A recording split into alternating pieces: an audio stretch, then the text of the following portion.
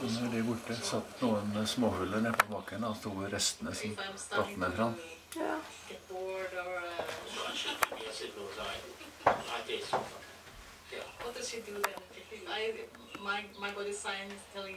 Det vel sånne hvite rygger, takker.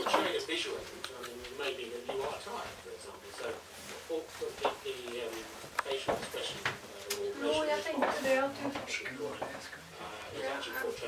har selv noen få hvite til noen kald, jeg vet ikke. Nei, de er der de små nå. Kald hvite, noen få hvite.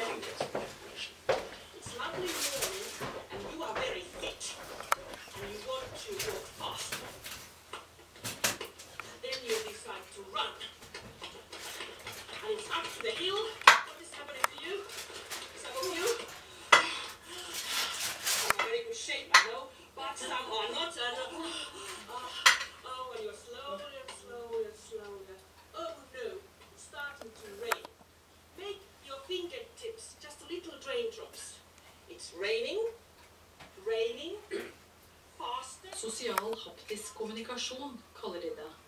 Når du har en bak ryggen som med berøring forteller deg hva som skjer. Deltakerne på kurset får prøve seg på hverandre. And there's a wind. And the tree in front of you is just moving side to side. Just blow a little so you feel what it is.